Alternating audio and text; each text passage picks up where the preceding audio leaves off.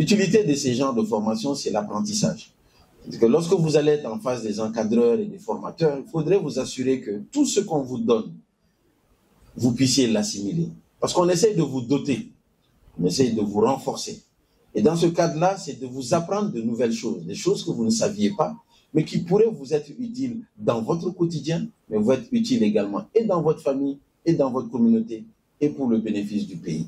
Donc toujours avoir à l'esprit, dans le cadre des formations que vous allez suivre, en réalité, c'est vous qui gagnez en premier, parce que lorsqu'on vous forme, ça veut dire qu'on vous donne un nouveau savoir.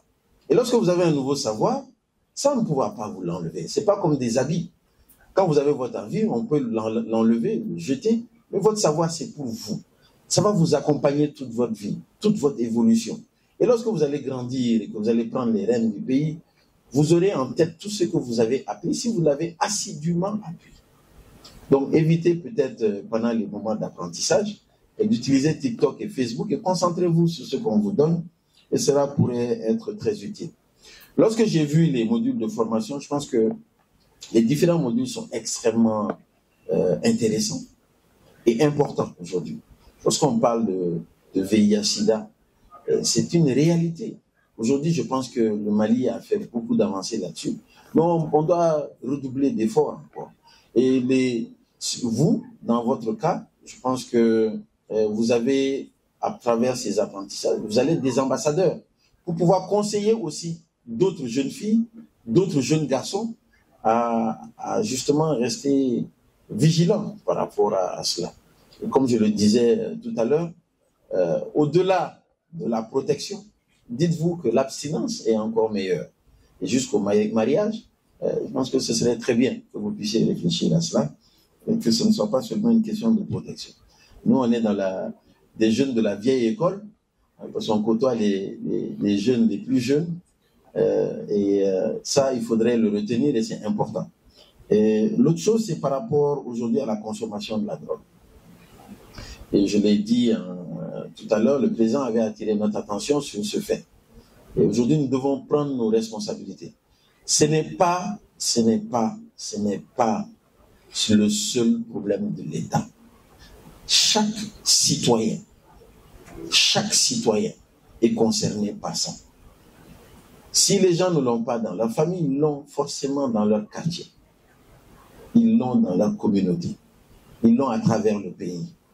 Qu'est-ce que ça veut dire? Ça veut dire que si nous ne prêtons pas attention, en se disant ça arrive aux autres, un jour, nous pourrons être surpris. Parce que l'ami d'un ami qui le prend pourrait influencer cet ami à le prendre. Donc chacun pourrait avoir ce problème-là, mais il faudrait avoir ça en tête. Donc soyez aujourd'hui les actrices qui pourraient justement conseiller toutes les jeunes filles, tous les jeunes garçons, toutes les personnes qui sont autour de vous, à les sensibiliser qu'aujourd'hui, la drogue détruit. La drogue détruit. Aujourd'hui, la drogue fait des ravages. J'ai vu la dernière fois, on me parlait de plusieurs types de drogues. Moi, j'avais vu une drogue dont on m'avait parlé qui était très dangereuse. On appelait zombie. Et le monsieur, la personne, quand elle prend la drogue, elle marche comme un zombie. Ah, mais zombie, non. Donc, ça, c'est ce que j'avais vu. Je pensais que c'était la plus dangereuse. Mais qu'on croit au bois. Vous devez vous bloquer.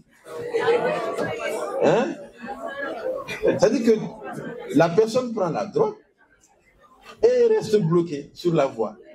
Elle ne bouge pas. Mais quelle est l'utilité réellement de prendre cette drogue-là? Tu ne peux même pas bouger. Tu prends une drogue et tu es bloqué. Peut-être que lui, il se dit qu'il veut oublier ses soucis. Parce que pour lui, il a plus de soucis que le monde entier. Donc lui, il prend la drogue pour oublier ses soucis. Mais il n'y a aucune drogue au monde qui te fait oublier tes soucis et qui te fait disparaître tes soucis.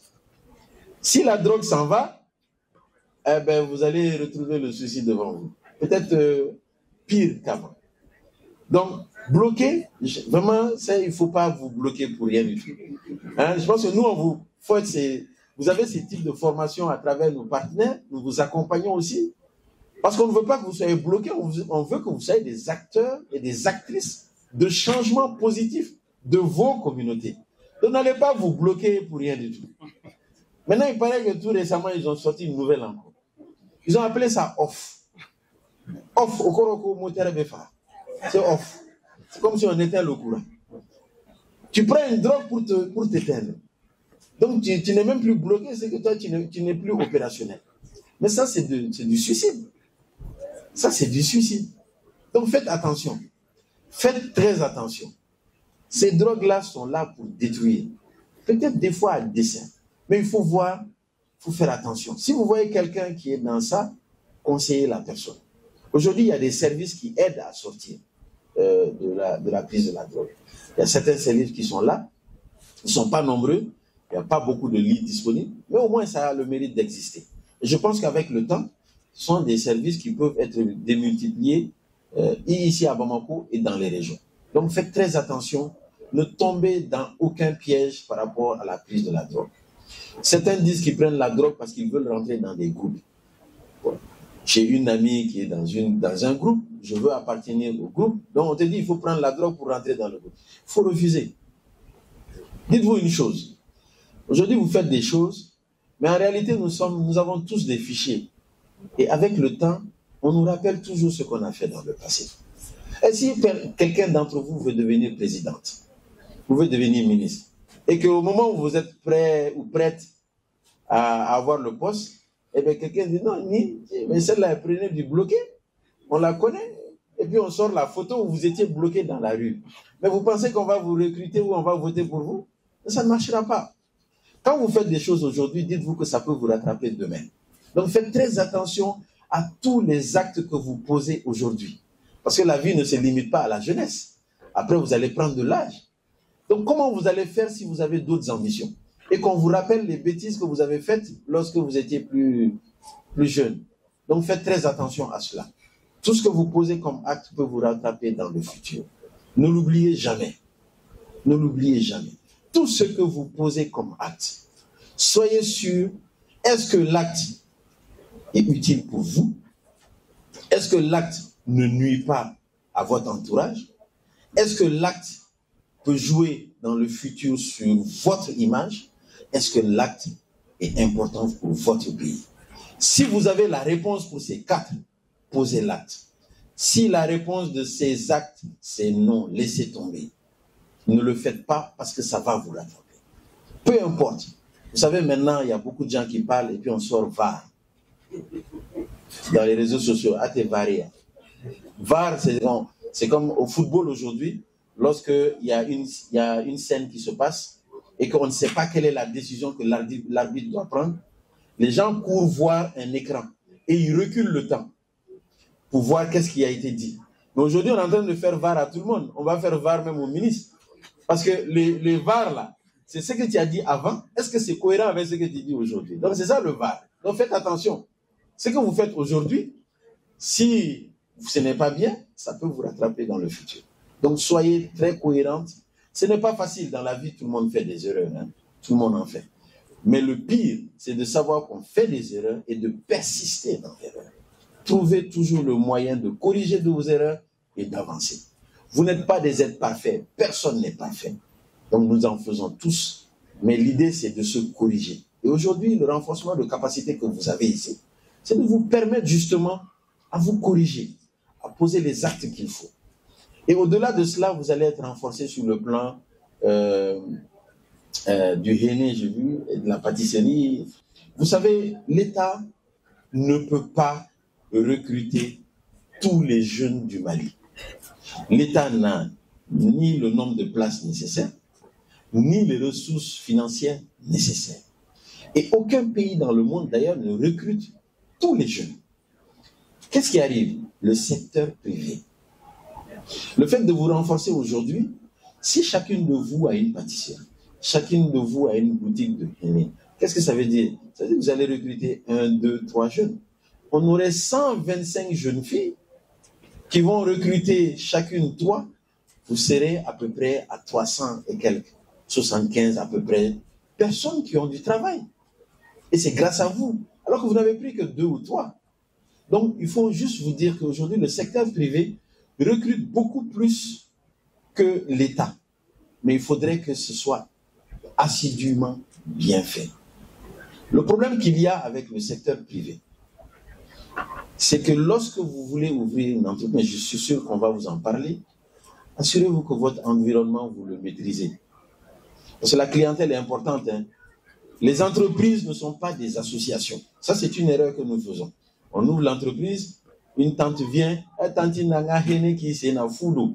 non, foutez. Si vous faites fou, l'électricité va être coupée, l'eau va être coupée et vous ne pourrez pas payer vous-même là vos salariés. Donc, à Fana de fou, vous pouvez faire des prix préférentiels parce que c'est votre tante.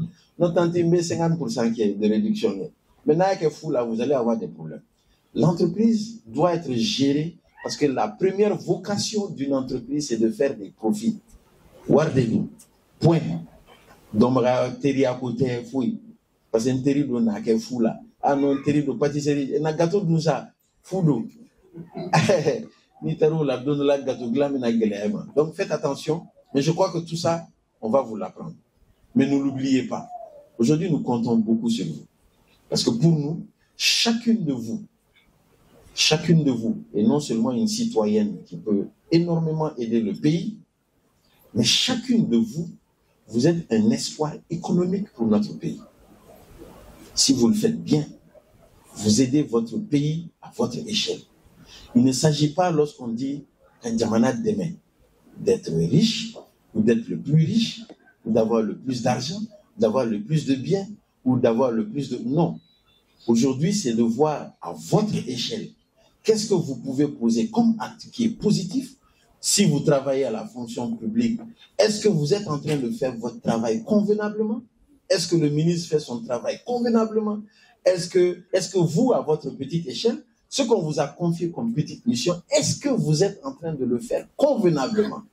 Et c'est par la suite, lorsque vous posez ces actes, vous êtes en train de vous aider, mais vous aidez le pays. Parce que vous aidez le pays à évoluer, parce que vous avez de nouvelles connaissances, et vous aidez le pays à s'en sortir parce que vous recrutez d'autres personnes.